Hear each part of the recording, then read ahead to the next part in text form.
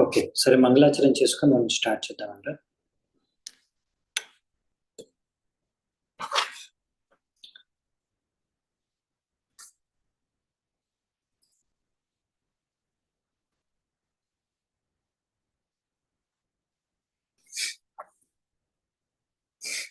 ఓం అజ్ఞానతిమిరాంధస్య జ్ఞానాంజనాశలాకయా చక్షోరున్మిళితం యేన తస్మై శ్రీగురవే నమః.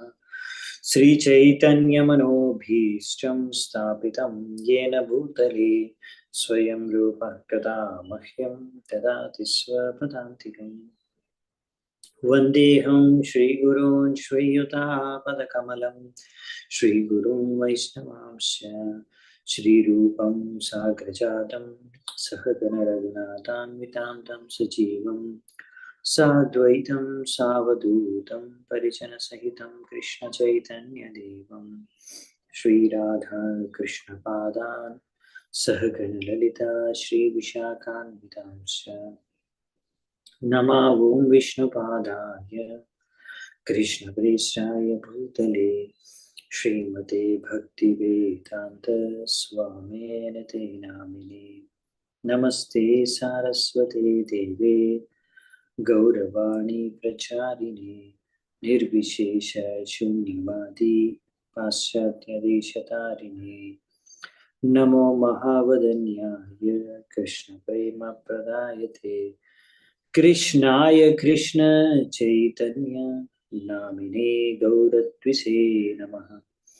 హే కృష్ణ కరుణా సింధు దీనబంధు జగత్పతే గోపేశ గోపికా కాంత రాధా కాంత నమోస్తుతే. తప్త కాంచన గౌరాంగీ రాధే వృందావనేశ్వరి వృషభానుసుతే దేవే ప్రణమామి హరిప్రియ. నీలాచల నివాసాయ నిత్యాయ పరమాత్మనే బలభద్ర సుభద్రాభ్యాం జగన్నాథాయ తే నమః. వాంఛాకల్పతరుభ్యశ్చ కృపా సింధుభ్యైవ చ పతితానాం పావనేభ్యో వైష్ణవేభ్యో నమో నమః. జయ శ్రీ కృష్ణ చైతన్య ప్రభు నిత్యానంద శ్రీ అద్వైత గదాధర శ్రీవాసాది గౌర భక్తవృంద. హరే కృష్ణ కృష్ణ కృష్ణ హరే హరే, హరే రామ రామ రామ హరే. హరే కృష్ణ. సో ఈరోజు మనము శ్రీమద్ భాగవతం 8వ స్కందం 24వ అధ్యాయం మొదలు పెడతాము. సో ఇది లాస్ట్ అధ్యాయం అంట. ఇది 24వ అధ్యాయం వచ్చేసి లాస్ట్ అధ్యాయం ఈ 8వ స్కందంలో. ఇందులో మత్స్య అవతారం, భగవంతుడి యొక్క మత్స్య అవతారం, దశావతారాల్లో ఒక ముఖ్యమైన అవతారం మత్స్య అవతారం. దీని గురించి ఇక్కడ ఈ అవతారం గురించి, ఈ అవతారంలో జరిగే లీల అద్భుతాల గురించి మనము ఈ అధ్యాయంలో చర్చించుకుంటాము. సో మొదటి శ్లోకం నుంచి మొదలు పెడతామంట. శ్రీ రాజోవాచ భగవాన్ శ్రోతుమిచ్చామి హరేరద్భుత కర్మణః అవతారకతామాధ్యాం మాయా మత్స్య విడంబనం. పరీక్షిత్ మహారాజు ఏమంటున్నారంటే, ఆ భగవంతుడు supreme personality of god Hari. So Bhagavan Hari ఆయన తన యొక్క ఆధ్యాత్మిక లీలలు, ఆయన స్థానం నుంచి ఇక్కడ రకరకాల అవతారాలు తీసుకుని ఆయన ఆధ్యాత్మిక రూపంలో ఇక్కడ ఎన్నో లీలలు చేస్తుంటారు, అద్భుతమైన లీలలు చేస్తుంటారు, అద్భుతమైన కార్యాలు చేస్తుంటారు. హరేర్ అద్భుత కర్మణ. ఆయన మొదటి అవతారం వచ్చేసి అసలైతే మత్స్య అవతారం. మాయా మత్స్య విడంబనం. ఆ మాయా మత్స్య. సో ఈ మాయా మత్స్య అవతారం, భగవంతుడి యొక్క అవతారం గురించి నేను వినాలనుకుంటున్నాను. మీరు దయచేసి నాకు మత్స్యావతారం యొక్క లీలలు గురించి తెలియజేయండి అని శుకదేవ్ గోస్వామి కోరుకుంటున్నాడు పరీక్షిత్ మహారాజు. సో ఈ విధంగా అంటే నార్మల్ మత్స్య అవతారం అంటే నార్మల్ చేప కాదనమాట, ఇది అద్భుతమైన చేప మత్స్య అవతారం భగవంతుడిది. ఇది ఎలా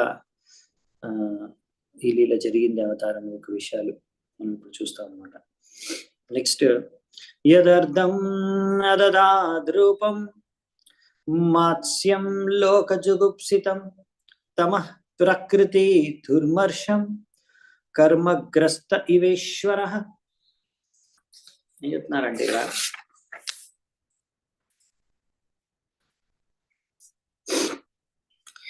ఏతన్నో భగవన్ సర్వం. ఇంకొక శ్లోకం చూడండి, యథావత్ వక్తుమర్హసి ఉత్తమ శ్లోక చరితం సర్వలోక సుఖావహం. సో ఇక్కడ ఏమంటున్నారంటే భగవంతుడు ఎందుకు ఈ మత్స్యావతారాన్ని గ్రహించాడు అంటే ఒక సాధారణ జీవాత్మలు కూడా రకరకాల పశువు రకరకాల శరీరాలు కర్మ ప్రకారం గ్రహిస్తాయి.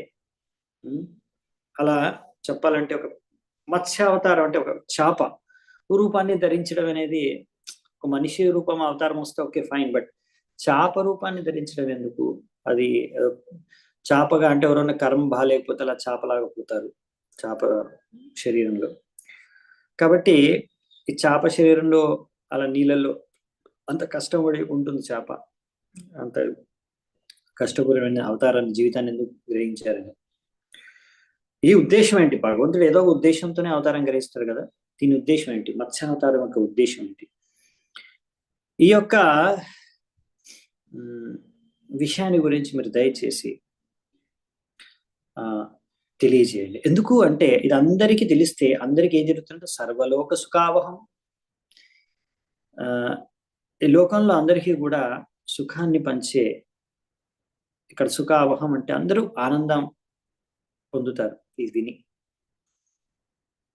So lord is auspicious for everyone.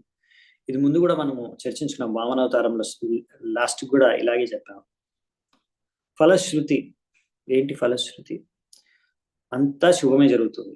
ఏ కార్యంలో కానీ, ఏ కర్మలో కానీ, ఏ యజ్ఞంలో కానీ, ఏ పూజలో కానీ, ఏ వ్రతంలో కానీ, ఎక్కడైనా సరే మీరు భగవంతుడి నామ కీర్తన లేకపోతే భగవంతుడి యొక్క చరిత్రను చర్చించుకుంటే లీలల్ని, అది అంతా శుభమైపోతుంది అక్కడ.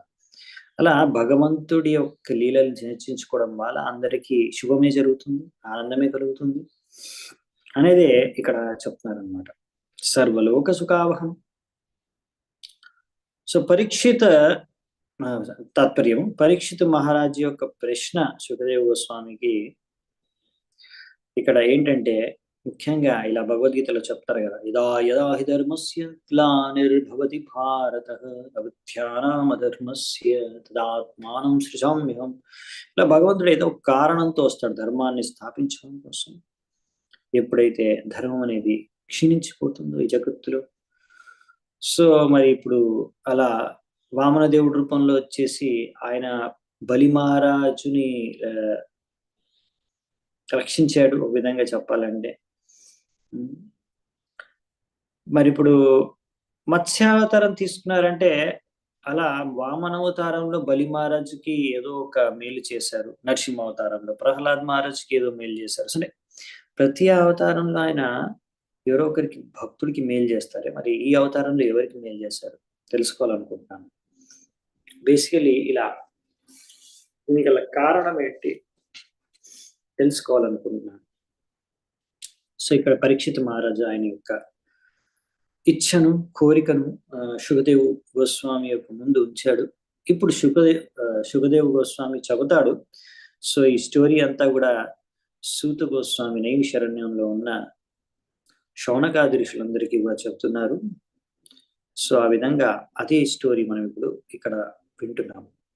శ్రీ సూత ఉవాచ ఇత్యుక్తో విష్ణురాతేన భగవాన్ బాదరాయణి ఉవాచ ఆచరితం విష్ణోర్మత్స్య రూపేణ యత్కృతం. సో సూత గోస్వామి ఏమంటారంటే అలా పరీక్షితుడు ఎప్పుడైతే శుకదేవ గోస్వామిని అడిగాడు, ఆ ఎంతో శక్తివంతమైన శుకదేవ గోస్వామి ఇలా మత్స్యావతారం యొక్క లీలలను వర్ణించడం మొదలుపెట్టాడు. సో ఇప్పుడు శుకదేవ గోస్వామి మొదలు పెడతారనమాట మత్స్యావతారం యొక్క లీలలు 5వ నంబర్ శ్లోకం నుంచి. శ్రీ శుకౌవాచ గోవిప్రసురసాధూనాం ఛందసామభిచేశ్వరః రక్షామిచ్చం స్తనుర్ధాత్తే ధర్మస్యార్థస్య చైవ హి.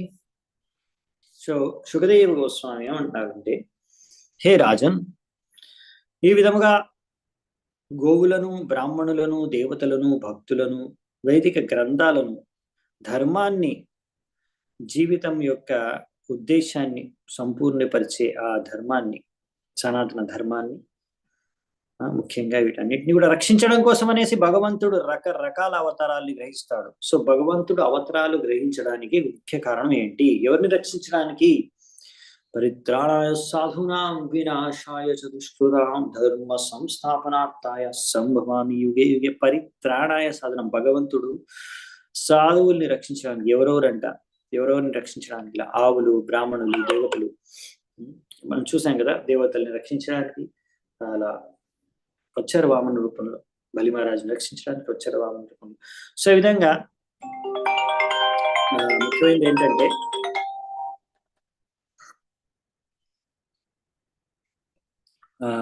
ఇలా బ్రాహ్మణుల్ని, ఆవుల్ని, గోవుల్ని రక్షించడానికి వస్తాను భగవంతుడు.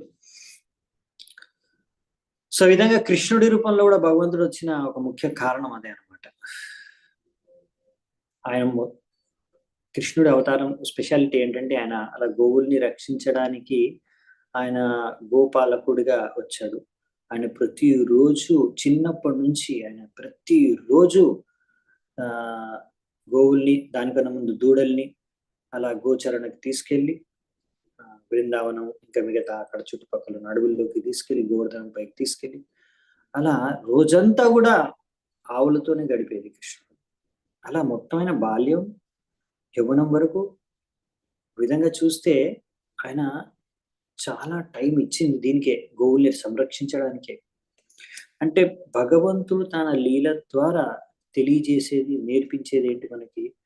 మనం గోవుల్ని రక్షించాలి. ఎంత ఇంపార్టెంట్ గోరక్షణ అనేది, ఎంత ఇంపార్టెంట్. గోవుల్ని మనం అలా మంచిగా చూసుకోవడం, సేవ చేయడం, గోసేవ చేయడం ఎంత ఇంపార్టెంట్ అనేది భగవంతుడు స్వయంగా కృష్ణుడు అవతారంలో ఎన్నో సంవత్సరాలు స్వయంగా చేశాడు. సో అలా గోవుల్ని, అలా ఎన్నో ఉదాహరణలు ఉన్నాయి, ప్రతి దానికి ఉదాహరణ ఉంది. అందుకే భగవంతుడిని గో బ్రాహ్మణ్య హితాయచ అని కూడా అంటారు. గో బ్రాహ్మణులను కూడా సుధామ బ్రాహ్మణుడు, సుధామ బ్రాహ్మణుడు, తెలుగులో కుచేలుడు అంటారు కదా.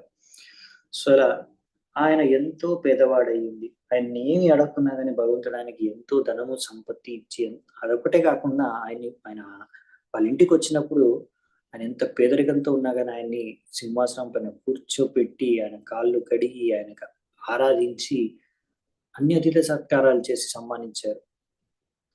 సో ఈ విధంగా బ్రాహ్మణుల్ని, గోవుల్ని భగవంతుడు స్వయంగా ఎంత పూజిస్తారో, ఆయనకి ఎంత ప్రియం, ఎంత అనేది ఆయన లీలలను చూపించాడు. కృష్ణుడిగా వచ్చినప్పుడే స్వయంగా చూపించాడు. అవునా? సో ఈ విధంగా మనము చూడొచ్చు ఎంత ఇంపార్టెన్స్ ఇచ్చారు భగవంతుడు. ఇప్పుడు వామన అవతారంలో చూసాం భక్తులని, దేవతల్ని ఎలా కాపాడుతారు. నరసింహ అవతారంలో కూడా చూసాం ప్రహ్లాద్ మహారాజుని ఎలా కాపాడుతారు. ఇక రాక్షసుల్ని చంపుతారని తెలిసింది. అలా భగవంతుడు రకరకాల అవతారాల్లో వచ్చేసి ఇలా ఇంకా ధర్మాన్ని స్థాపించారు. భగవద్గీతని ఇచ్చారు మనకి, ధర్మాన్ని స్థాపించారు, రక్షించడానికి కదా, ధర్మాన్ని రక్షించడానికి యుద్ధాలు చేశారు. ఈ విధంగా శాస్త్రాలు, వేదిక శాస్త్రాలను రక్షించడానికి కూడా భగవంతుడు అవతారాలు తీసుకుంటారు అలా. సో అది మనం చూసాము ఇంతకు ముందు కూడా. మధు, కైతవులు ఇద్దరు కూడా అలా బ్రహ్మదేవుడి నుంచి దొంగిలించేసుకుంటే వేదాలని, మళ్ళీ అప్పుడు భగవంతుడు హైగ్రీవ అవతారంలో వచ్చి తిరిగి ఇచ్చేస్తారు అవి. ఆ విధంగా మనం ఇప్పుడు చూస్తాము. మరి ఇప్పుడు మత్స్యావతారం కూడా అలాగే ఒక కారణంతో, ఏదో ఒక ఉద్దేశంతో భగవంతుడు పూర్తించడానికి ఇక్కడ అవతారం తీసుకున్నాడు. సో ముఖ్యంగా ఇక్కడ ప్రభుపాల ద్వారా రాస్తున్నారు. కానీ కలియుగంలో బ్రాహ్మణులకు కానీ అంటే ముఖ్యంగా ఇక్కడ వైష్ణవులు, బ్రాహ్మణులు అంటే సరైన బ్రాహ్మణులు. సో వైష్ణవులకు కానీ గోవులకు కానీ సరైన సంరక్షణ లేదు. అవునా, సమాజంలో గోవులకి సంరక్షణ లేదు, చంపేస్తున్నారు కసాయిఖానాల్లో. సో అందుకనే ఇది కలియుగంలో ఇది చాలా ఇది పెద్ద తప్పని జరుగుతుంది. గోరక్షణ లేదు, బ్రాహ్మణులకు సంస్కృతి లేదు. సో ఇది పెద్ద సమస్య అనమాట. సో ఎనీవేస్ 1 సెకండ్, నేను ఇప్పుడు వస్తున్నాను. 1 సెకండ్.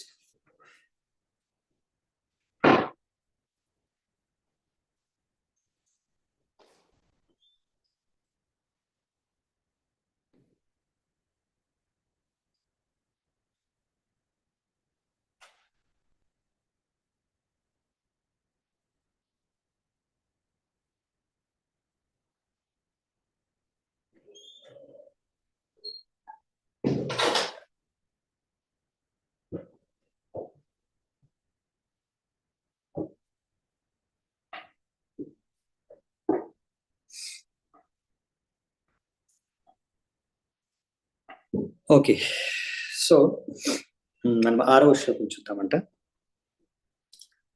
ఉచ్చావచేషు భూతేషు చరన్ వాయురివేశ్వరః నోచ్చావచత్వం భజతే నిర్గుణత్వాధియో గుణైః. ఎలాగైతే గాలి ఆకాశంలో తిరుగుతుందో రకరకాల వాతావరణాల నుంచి, అలాగే భగవంతుడు కూడా అప్పుడప్పుడు మనుషుల్లో అవతారం తీసుకుంటాడు. మనిషి రూపంలో ఒక్కొక్కసారి మనుషుల కన్నా నిమ్న ప్రాణులైన పశువుల్లో, లేకపోతే ఇలా ఏ ప్రాణిలో అవతారం తీసుకున్న భగవంతుడు ఏ రూపంలో వచ్చినా కానీ ఆయన దివ్య రూపమే, ఆధ్యాత్మిక రూపమే. ఆయన 3 గుణాలకు అతీతమే. ఏ రూపంలో వచ్చినా, అంటే ఇప్పుడు చాప రూపంలో వచ్చిన మత్స్యావతారంలో వచ్చిన మత్స్యావతారం కూడా 3 గుణాలకు అతీతమే. ఆయన ఎప్పుడు కూడా ఏ రూపాన్ని ధరించినా ప్రకృతి యొక్క గుణాలు ఆయన్ని స్పర్శించలేవు.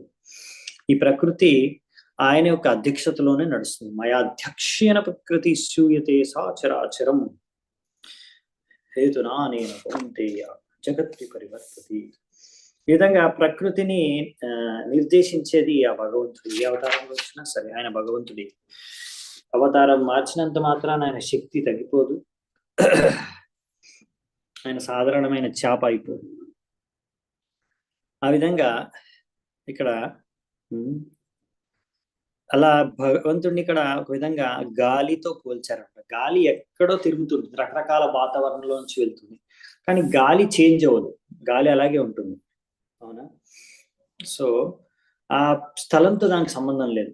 ఆ గాలితో, గాలికి ప్రయాణిస్తూ ఉంటుంది గాలి. ఒక్కొక్కసారి మంచి స్థలంలోకి ఉండదు గాలి, రకరకాల స్థలాల్లోంచి వెళ్తూ ఉంటుంది, కానీ ఆ స్థలంతో దానికి సంబంధం లేదని చెప్తున్నారు ఇక్కడ ప్రభుపాదులు.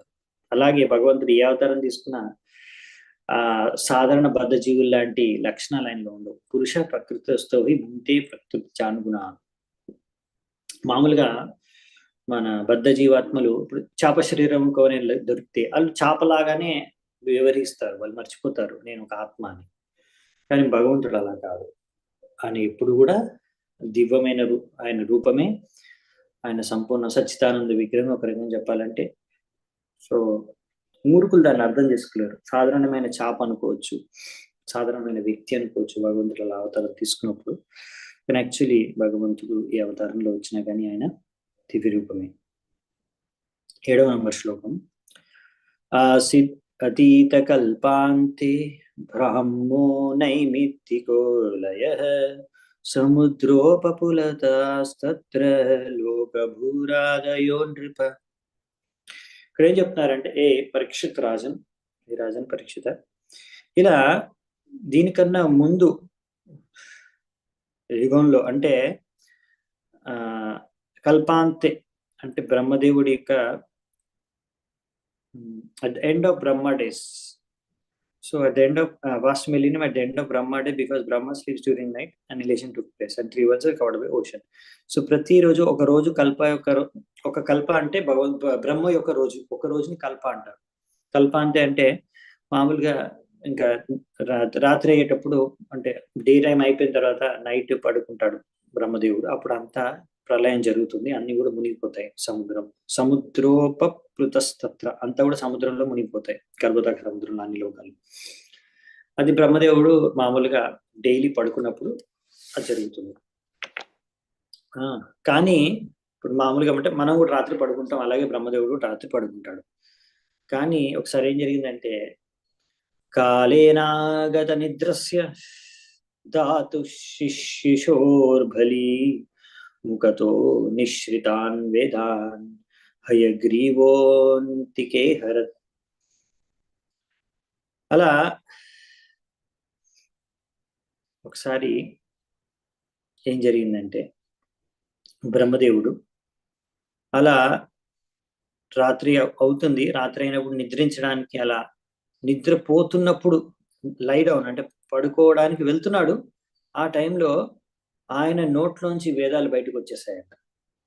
అప్పుడు ఒక హయగ్రీవ అనే ఒక రాక్షసుడు వచ్చి ఆ వేదాలను దొంగిలించేసుకున్నాడంట.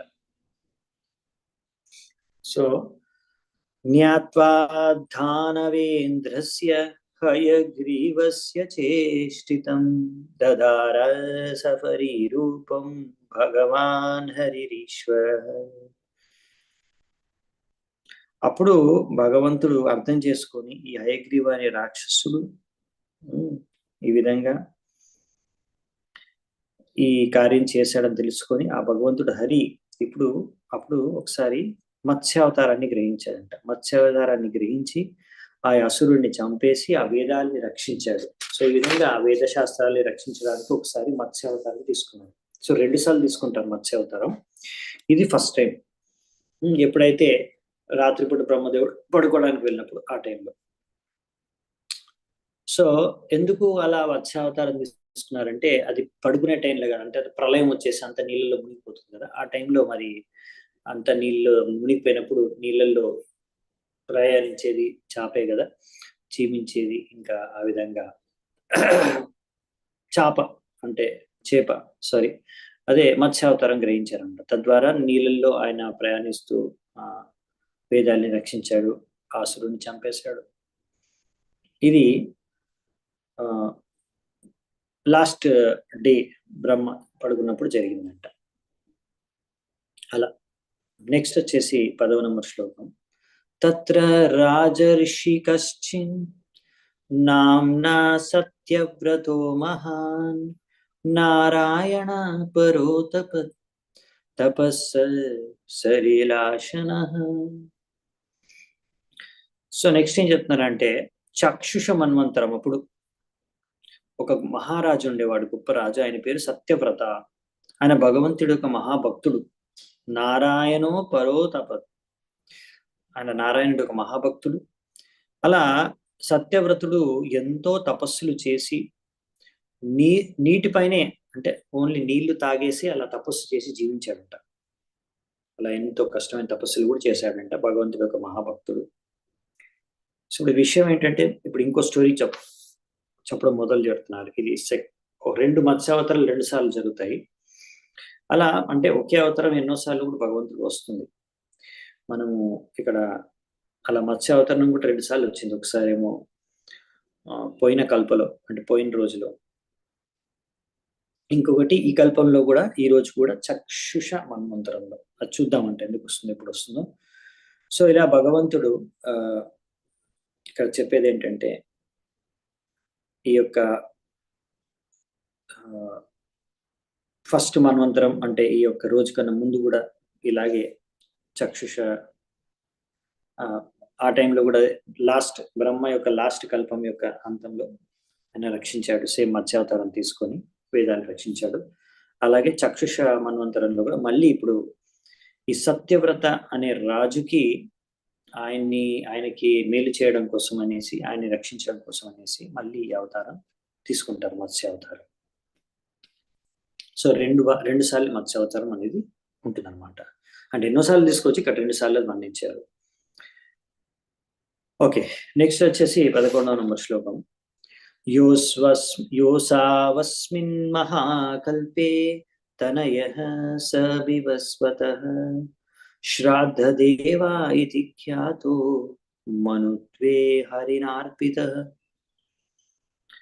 సో ఈ చాక్షుష మన్వంతరంలో ఎవరైతే సత్యవ్రత రాజు అయ్యారో, ఈ సత్యవ్రత రాజు స్పెషాలిటీ అంటే, ఆయన విశేషత్వం ఏంటంటే, ఆయనే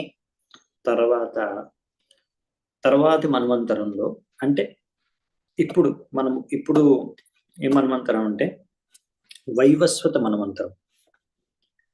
వైవస్వత మన్వంతరం అంటే వివస్వా అనే సూర్యుడి యొక్క పుత్రుడి పేరు వైవస్వత మను. కానీ ఎందుకంటే ఆయన వివస్వాన్ యొక్క పుత్రుడు కాబట్టి వైవస్వత మను అని అంటాం. కానీ ఆయనకు ఒక పేరు ఉంటుంది, వైవస్వత మనుకు ఒక పేరు ఉంది. సో ఈ యొక్క పేరు వచ్చేసి శ్రాద్ధదేవ. సో ఇప్పుడు ప్రజెంట్ ఇప్పుడున్న మను పేరు ఏంటంటే శ్రాద్ధదేవ. ఆయన ఎవరు? సూర్యుడి యొక్క పుత్రుడు. కానీ ఇప్పుడు ఈ జన్మలో ఆయన సూర్యుడి యొక్క పుత్రుడు. కానీ పూర్వకల్పంలో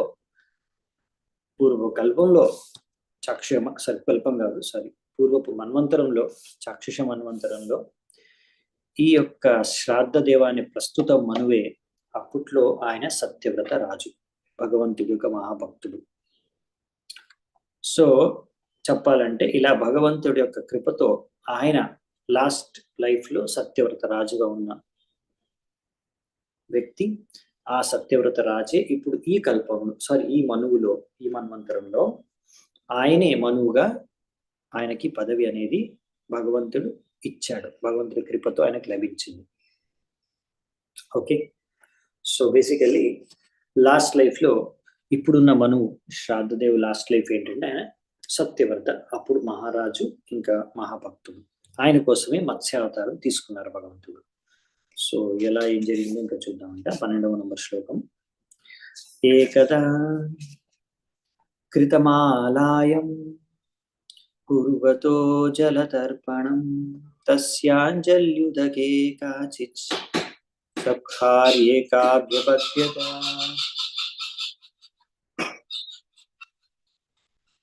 ఓకే, ఈరోజు ఇంకో పక్షి వచ్చిందనమాట. నో ప్రాబ్లం, కంటిన్యూ చేద్దాం. సో ఈ విధంగా ఒకరోజు అలా సత్యవ్రత ముని రాజు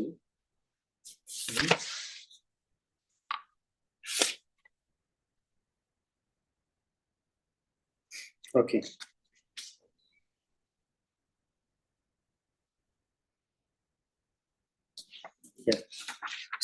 ఇక్కడ రైట్. సత్యవ్రత రాజు ఆయన ఎన్నో తపస్సులు చేస్తున్నాడు. అలా ఎక్కడ అంటే కృతమాల అనే ఒక నది ఒడ్డున కూర్చొని ఆయన ఆ నదిని నీళ్లు తీసుకొని ఆ నదికి అర్పిస్తూ, offering water on the bank of the river Kritamala. So నీటిని ఆ నదిలో అర్పణ చేస్తూ ఆరాధిస్తున్నాడు, తపస్సు చేస్తూ. అలాంటి టైంలో ఒకసారి అలా నీటిని చేతిలో తీసుకున్నప్పుడు నదిలోంచి ఒక చాప వచ్చింది ఆయన చేతిలోకి. సో ఈ సత్యవ్రతోంజలి గతాం సహతోయేన భారత ఉత్ససర్జా నదితోయే శబరీం ద్రవిడేశ్వర. ద్రవిడేశ్వర అంటే ద్రవిడ దేశానికి రాజు అంటే. ద్రవిడ దేశం అంటే సౌత్ ఇండియా, దక్షిణ భారతం. సో అక్కడ మన దక్షిణ భారతానికి రాజు ఈయన యాక్చువల్లీ సత్యవ్రత పూర్వపు అంటే పూర్వపు మన్వంతరంలో. ఓకే, సో అప్పుడు ఆయన ఆ రాజు అలా చేతిలో చేప వచ్చినప్పుడు బై మిస్టేక్ చేప వచ్చేసింది కదా అనేసి మళ్ళీ నీళ్ళలో ఆ చేపని వేసేసాడంట. సో తర్వాత ఏం జరిగింది? తమాహ సాతి కరుణం మహాకారుణికం నృపం యాధోప్యో జ్ఞాతి ఘాతిభ్యో దీనాం మాం దీనవత్సల కథం విసృజసే రాజన్ భీతామస్మిన్ సరిచ్చలే. అప్పుడు తర్వాత ఏం జరిగిందంటే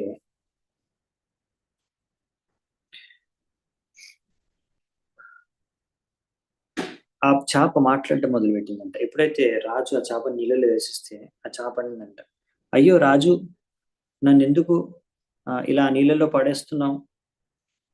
నువ్వు చాలా దయామయుడు, నా పైన దయ చూపించు, ఇక్కడ వేరే వేరే పెద్ద పెద్ద చేపలు నన్ను తినేస్తాయి, నాకు చాలా భయం వేస్తుంది, ఇక్కడ నన్ను రక్షించు అనేసి ఆ చేప వేడుకుందనమాట రాజుని. తాత్పర్యంలో మత్స్య పురాణంలోంచి ఒక శ్లోకం ఇచ్చారు. అనంత శక్తిర్ భగవాన్ మత్స్య రూపీ జనార్దనం క్రీడార్థం వియాచయామాస స్వయం సత్యవ్రతం నృపాం. భగవంతుడు, ఆయనకు అనంతమైన శక్తి ఉంది, ఆయన విధంగా లీల చేయడానికి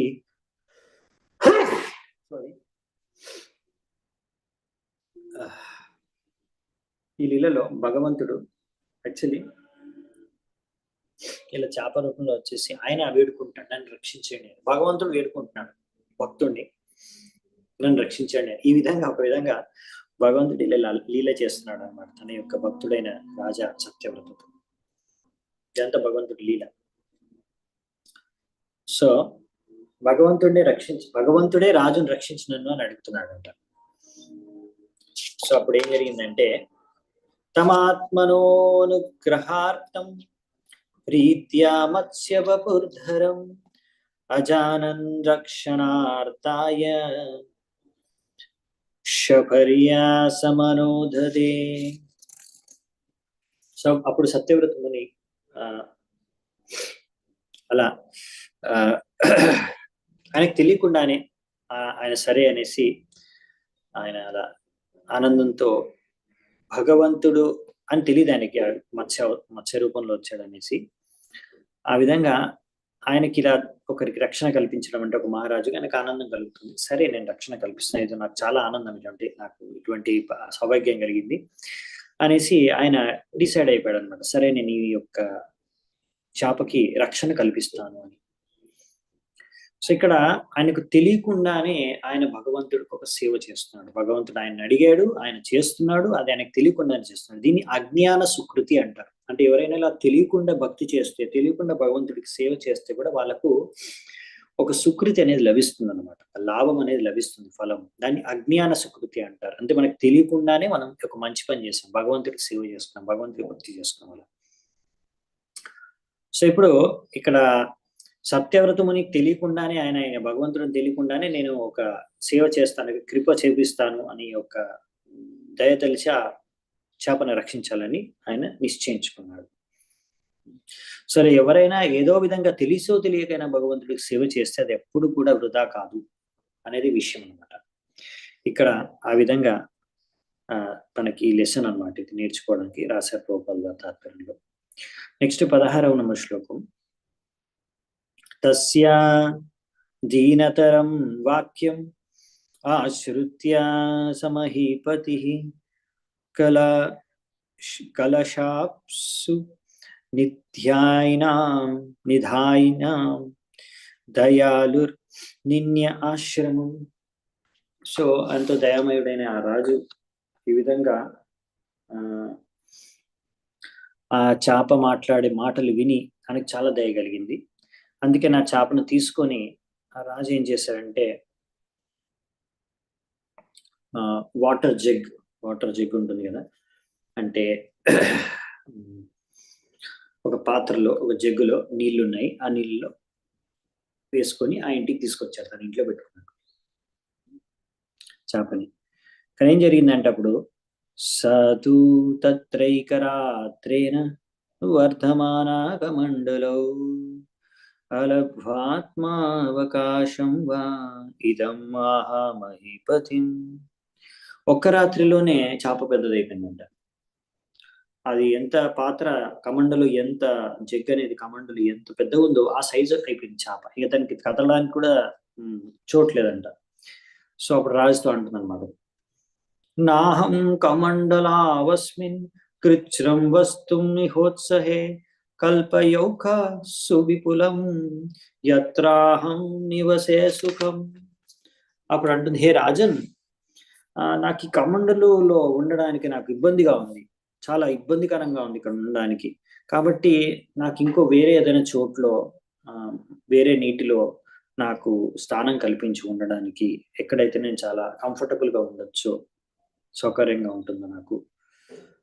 ఇప్పుడు రాజు చూసి, సరే సయేనం తదాదాయ న్యధాదౌదాంచనోదకే తత్ర క్షిప్తా ముహూర్తేన హస్తత్రయం అవర్ధతే. సరేనేసి ఆ కమండలో నుంచి తీసుకొని ఆ చేపని రాజు ఏం చేశాడంటే ఒక బావిలో వేశాడట, పెద్ద బావిలో. ఆ బావిలో వేయగానే ఒక్క ముహూర్తంలోనే ఆ చేప హస్తత్రయం, 3 హస్తాల సైజుకు పెరిగిపోయిందంట. ఇంత పెద్దగా అయిపోయింది అనమాట, ఇంత పెద్దగా అయిపోయింది. సో ఆ బావిలో మళ్ళీ కష్టం అయిపోతుంది ఆ చేపకి. ఆ బావిలో కూడా తిరగడానికి రావట్లేదు చేపకి. నమే ఏతద్ అలం రాజన్ సుఖం వస్తు ముదాంచనం పృతుదేహి పదం మహ్యం యత్వాహం శరణం గత. మళ్ళీ చేప వేడుకుంటుంది రాజుని, నా ప్రియమైన రాజా, నువ్వు నన్ను ఈ బావిలో వేసావు కానీ నాకు సరిపోవట్లేదు, ఇది నాకు సౌకర్యవంతంగా లేదు, ఈ స్థలం నాకు. కాబట్టి నాకు కొంచెం పెద్ద జలాశయంలోకి నన్ను వేస్తే నాకు అది సౌకర్యంగా ఉంటుంది. నేను మీ యొక్క శరణుకు వచ్చాను, దయతలిచి నాకు మంచి జలాశయంలో నన్ను మార్చండి, ఈ బావిలో నాకు ఇబ్బందికరంగా ఉంది అని చేప మళ్ళీ వేడుకుందంట రాజుని. అప్పుడు రాజు ఏం చేశాడంటే తదాదాయ స రాజ్ఞ క్షిప్త రాజన్ సరోవరే తదావృత్యాత్మనా సోయం మహామీనోన్వర్తత. అప్పుడు సత్యవ్రత రాజు ఆ చేపని ఆ బావిలోంచి తీసుకొని ఒక కొలనులోకి, ఒక కొలనులోకి ట్రాన్స్ఫర్ చేశాడు అనమాట. అలా ట్రాన్స్ఫర్ చేయగానే ఆ కొలను ఎంత సైజు ఉందో అంత పెద్దగా అయిపోయింది చేప వెంటనే. మరి తర్వాత ఏం జరిగిందంటే నైతం మే స్వస్థయే రాజన్ ఉదకం సలిలౌకష నిదేహి రక్ష యోగేన హృదయ మామ విదాసిని. అప్పుడు ఆ చేప ఏమంటుందంటే మల్ల రాజుతో, ఓ రాజా, నేను పెద్ద చేపని, ఇక్కడ నువ్వు ఈ నీళ్ళల్లో కొలను నన్ను పెట్టావు, నాకు ఇది సరిపోదు, కాబట్టి దయచేసి నువ్వే నన్ను రక్షించాలి. ఇంతకన్నా పెద్ద జలాశయంలో పెట్టున్నాను, ఆ విధంగా ఎటువంటి జలాల్లో నన్ను పెట్టాలంటే అది ఎప్పుడు కూడా నాకు చిన్నదైపోకుండా ఉండాలి. ఇప్పుడు నాకు ఇది చిన్నదైపోయింది, నాకు ఉండడానికి స్థలం. అలా చిన్నదిగా అయిపోకుండా ఉండే స్థలం నాకు అందులో నన్ను ట్రాన్స్ఫర్ చేయాలి. సరే, ఇది విన్న తర్వాత రాజు ఏం చేశాడంటే ఇత్యుక్త సోనయన్ మత్స్యం తత్ర తత్ర విదాసిని జలాశయే సంమితం తం సముద్రే పక్షిపచ్చసం. ఇలా అనురోధించుకున్నప్పుడు రాజు ఏం చేశాడంటే ఆ చేపని ఆ పెద్ద కొలంలోంచి తీసుకొని దాని తర్వాత ఎందుకంటే ఆ కొలం సరిపోవట్లేదు చేప, అందుకనే ఏం చేశారంటే ఇంత పెద్దగా అయిపోయింది ఇప్పుడు చేప అనేసి దాన్ని ఇంకా ఫైనల్ గా సముద్రంలోకి ట్రాన్స్ఫర్ చేశారంట. అలా సముద్రంలో పడేసిన తర్వాత చేపని ఏం జరిగిందంటే క్షిప్యమానస్తం ఆహేదం ఇహ మామకరాదయ అదయ అదంత్యతి బల వీర మాం నేహోత్సరస్తుమర్హసి. అలా సముద్రంలో వేసిన తర్వాత చేపని, అప్పుడు చేప ఏమంటుందంటే రాజుతో, ఏ రాజన్, నువ్వు ఒక వీరుడివి, ఈ యొక్క పెద్ద పెద్ద ఈ సముద్రంలో పెద్ద పెద్ద తిమింగలాలు ఉంటాయి, అవి నన్ను తినేస్తాయి, కాబట్టి నువ్వు ఇక్కడ నన్ను ఇలా సముద్రంలో పారేయకూడదు, ఇలా తిమింగలాలు ఉండే సముద్రంలో అని మళ్ళీ వేడుకుంటుందంట.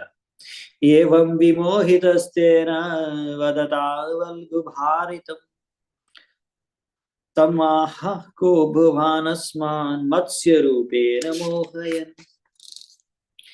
ఇలా ఇలాంటి ఎంతో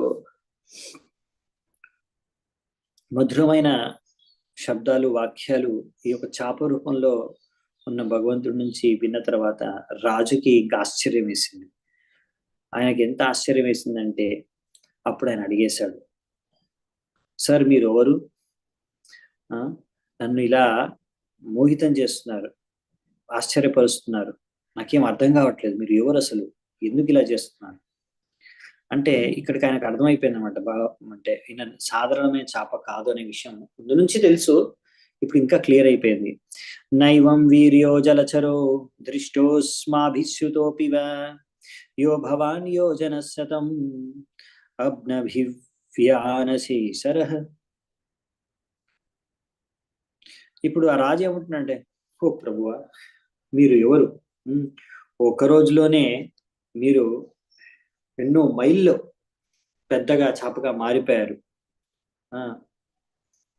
ఇక్కడ నది కూడా సరిపోవట్లేదు మీకు, ఇప్పుడు సముద్రం కూడా సరిపోవట్లేదు. ఇలాంటి చేపను నేను ఎప్పుడు నా జీవితంలో ముందు ఎప్పుడు ఎరుగను, చూడలేదు. నూనం త్వం భగవాన్ సాక్షాత్ హరి నారాయణో వ్యయ అనుగ్రహాయ భూతానాం తత్సే రూపం జలౌకసాం. ఓ భగవంతుడా, ఓ నారాయణ, హరి, నువ్వే ఈ లీల చేస్తున్నావు, నువ్వే ఇలాంటి లీల చేయగలవు. ఇలా బద్ధజీవుల పట్ల కరుణ చూపించడానికి నువ్వు ఈ విధంగా మత్స్యావతారం గ్రహించావు, నాకు అర్థమైపోతుంది అనేసి ఈ విధంగా ఫైనల్ గా రాజు కనుక్కున్నాడు ఆయనకు అని అనిపించింది. సో ఇప్పుడు భగవంతుడు అనే విషయం నారాయణుడు గ్రహించిన రాజు ఇప్పుడు ప్రార్థనలు అర్పించుకుంటాడు. నమస్తే పురుష శ్రేష్ఠ స్థితిత్యుత్పత్త్యప్యవేశ్వర భక్తానాం నః ప్రపన్నానాం ముఖ్యో హ్యాత్మగతిర్విభో. ఓ భగవంతుడా, ఈ సృష్టి కర్తవి నువ్వే, పాలన కర్తవి నువ్వే, సంహార కర్తవి నువ్వే, నువ్వే భోక్తవి ఆ విష్ణువువి.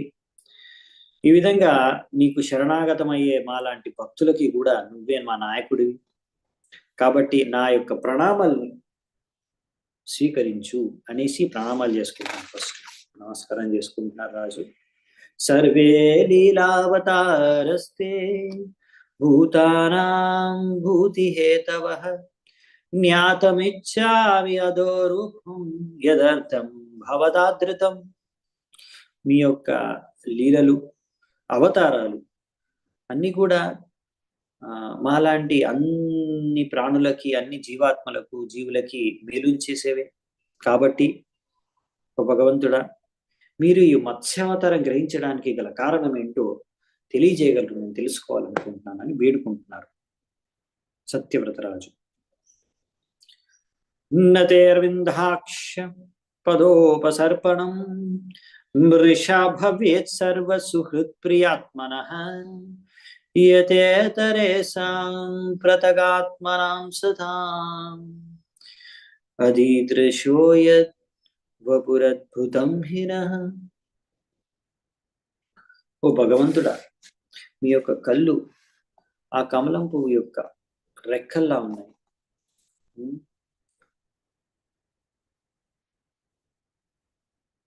ఆ దేవతలు,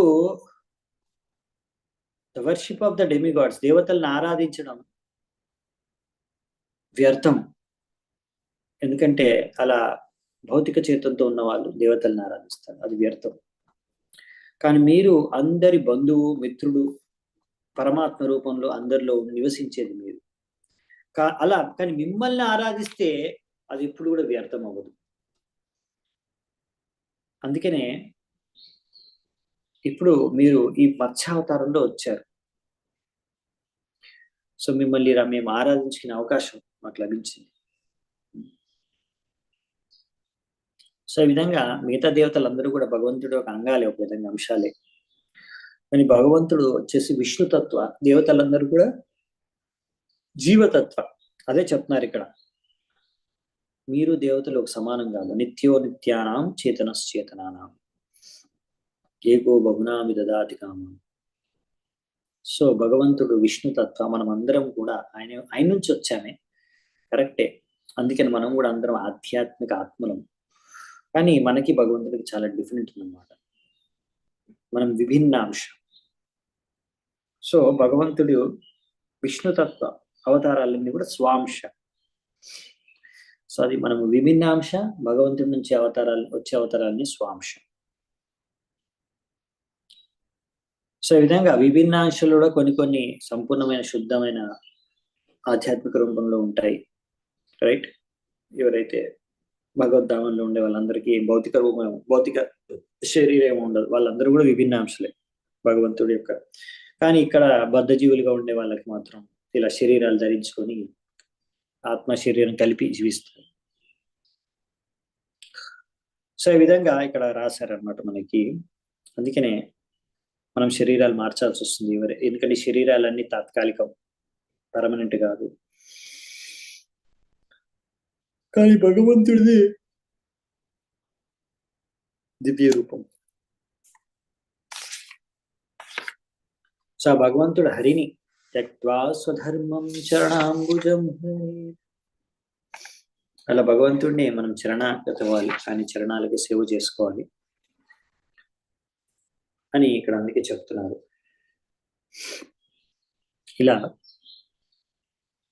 శరీరాన్ని పూజించడం అనేది టెంపరీ, దీనివల్ల మనకేమి పెద్దగా లాభం ఉంది, ప్రయోజనం ఉంది. కానీ భగవంతుడిని ఆరాధించుకుంటే మనకు అనంతమైన లాభం లభిస్తుందని చెప్తున్నారు. సో ఈ విధంగా ఇక్కడ ప్రార్థించుకున్నారు ఎవరు? సత్యవ్రత రాజు మత్స్య అవతారంలో ఉన్న భగవంతుడికి. నెక్స్ట్ ఏం జరిగింది మరి, భగవంతుడు ఏమన్నాడు చూద్దామంట. అడిగాడు ముఖ్యంగా, అసలు మీరు ఎందుకు ఈ అవతారాన్ని గ్రహించారు, గల కారణం ఏంటో తెలియజేయండి.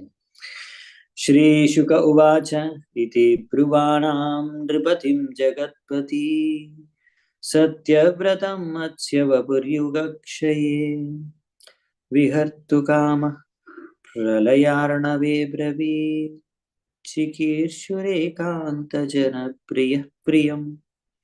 ఇప్పుడు శుకదేవ గోస్వామి ఏమంటున్నారంటే, అప్పుడు సత్యవ్రత రాజు ఈ విధంగా మాట్లాడారంట భగవంతుడితో. సరే, సత్యవ్రత రాజు ఎప్పుడైతే భగవంతుడిని ఇలా అడిగారో,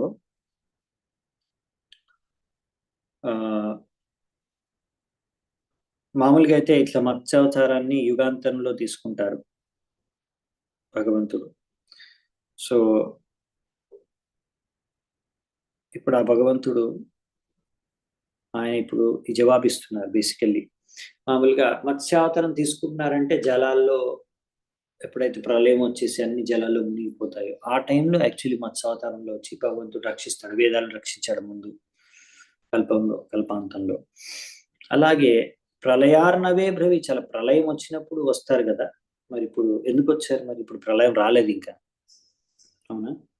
ఇది చక్షుష మన్వంతరంలో ఎందుకు వచ్చారు? మరి అలా ఎందుకు వచ్చారు ఇప్పుడు భగవంతుడు చెప్పబోతున్నాడు అనమాట.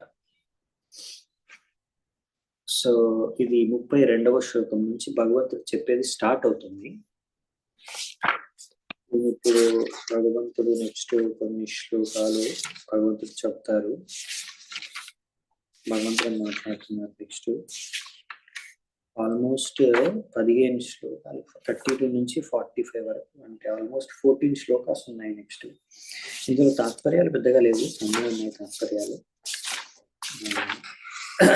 నేను ఏమనుకుంటున్నానంటే, ఇక్కడ ఇది స్టార్ట్ చేస్తే మధ్యలో బ్రేక్ చేయాల్సి వస్తుంది. బెటర్ ఇది మనం రేపే స్టార్ట్ చేసుకుంటే బెటర్. ఈ ప్రార్థనలు ప్రార్థనలు భగవంతుడు చెప్పే వాక్యాలు మత్స్యావతారంలో ఏం జరుగుతుంది అనేది, గలీలా మిగతా అదంతా కూడా రేపు చూసుకోవడం బెటర్ అనిపిస్తుంది ఒకేసారి, ఎందుకంటే మధ్యలో బ్రేక్ చేయడం కన్నా. సో ఈరోజు నేను ఇక్కడే నిలిపివేస్తాను. That is best. ఉంటాను. Thank you so much. Srila Prabhupada key జై. సంవేత భక్త వృంది కీ